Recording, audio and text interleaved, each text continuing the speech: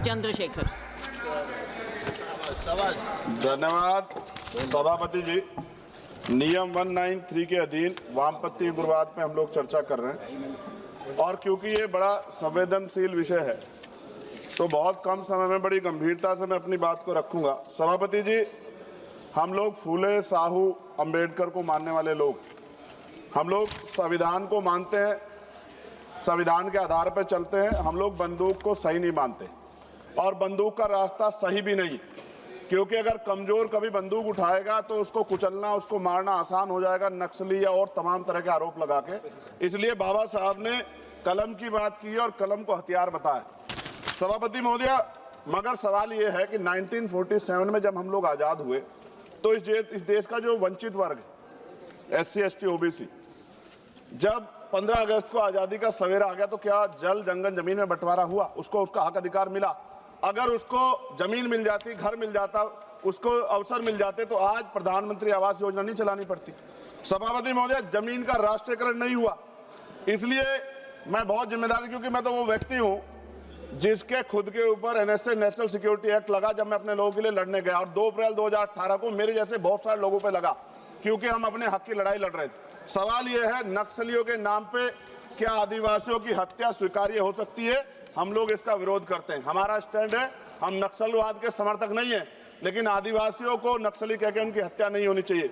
सभापति महोदय, देश की 1/4 आबादी SC, ST, 25% से ज्यादा बड़े समाज के साथ जब जुल्म, जाति, अन्य अत्याचार होता है, उनकी हत्याएं होती है, उनकी बहनों का रेप होता है, उनको मारा जाता है, जलाया जाता है, उनके घरों को फूका जाता है, तब इस सदन में चर्चा क्यों नहीं होती?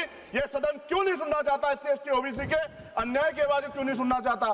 कितनी चर्चाएं होती हैं। आज हालात कितने सारे अलग अलग हैं, लेकिन चर्चा इतने बड़े 25% समाज पे क्यों नहीं होती? 52% OBC पे क्यों नहीं होती? सभापति महोदय, मैं तो मानता हूं, कुछ लोग फॉर्मेलिटी के लिए कहते हैं, अगर मैं आना होता मैं तो चर्चा के लिए चिल्लाता हूं कितनी बार, वरना तो SC, ST के लिए कोई चिल्लाता भी नहीं है। ये तो रिप्रेजेंटेशन है संविधान में। ये ना होता हमारे घरों में, हमारी गलियों में कोई वोट मांगने नहीं जाता। हम जानते हैं कि जाति व्यवस्था कितनी बदली है।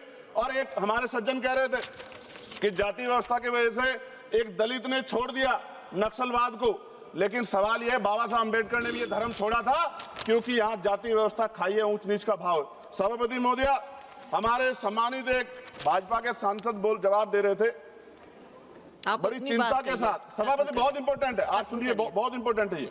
वो ये कह रहे थे, जवाब देते कि उन्होंने कुछ ब्राह्मण्स के नाम लिए और कहा कि भाई ये इनके मालिक हैं, इनके यहाँ लेबर तो SC, ST है, ये विचारधारा पर आधारित है। तो क्या कहना चाहते थे कि इस देश को तोड़ने की मूवमेंट कौन चला रहा है? जवाब दे। वो बड़ी बात यह है, उन्होंने ट्वीट किया 2 दिन पहले, मैं चाहता था मैं उनको जवाब दूं, उन्होंने आरक्षण को कोसने का काम किया। ये भाजपा की सोच है, जवाब देना चाहिए भारतीय जनता पार्टी को। सभापति महोदय, मैं 1000 से ज्यादा जवानों की जान गई है 2010 से लेकर 23 तक।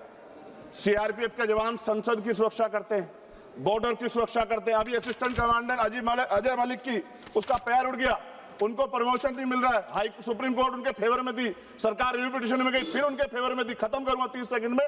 सभापति महोदय, फिर भी बिल आ गया। मैं ये पूछना चाहता हूं, क्या एक CRPF, BSF जो CAPF के हमारे जवान है, क्या उनकी शहादत नहीं है? क्या उनको जो है शहीद का दर्जा नहीं मिलना चाहिए? उनको पुरानी पेंशन का लाभ नहीं मिलना चाहिए? उनको सभापति सुविधाएं नहीं मिलनी चाहिए? सम्मान नहीं मिलना चाहिए? और अंत में सभापति महोदय, इस देश में जवान शहीद होता है, उसको शहीद का दर्जा मिले, उसको सम्मान भी, लेकिन देश की सुरक्षा करते हैं। हम तो सम्मान करते सेना का। सीवर में सफाई कर्मचारी मरता है, इतने आगे बढ़े हम लोग, उसके बच्चों को भी अपना पेट पालने के लिए कई तरह की मुसीबत गुजरना पड़ता है, कोई नहीं सोचता। सच ये है, इस देश में दलित, आदिवासी आज भी गुलामी की जिंदगी जी रहे। सरकार उनके लिए कुछ सोचना नहीं चाहती, सरकार नहीं सोचेगी तो फिर से किसी वाद का जन्म हो जाएगा। इसका, इस अन्याय का, ये जो कठोर अन्याय है, जो सदियों की हिंसा पे आधारित, सदियों के भेदभाव पे आधारित है, इसका जवाब सदन को देना पड़ेगा। सभापति महोदय, नेपाल में नई सरकार बनी, उन्होंने कहा हम दलितों से सार्वजनिक रूप से माफी मांगेंगे कि जो हमने उनके साथ अन्याय किया। ये सदन कब उनसे माफी मांगा जिनके साथ हजारों साल अन्याय हुआ और आज भी उनको रोटी, कपड़ा, मकान के लिए अन्याय लड़ना पड़ता है। धन्यवाद सभापति महोदय। जय भीम, जय भारत।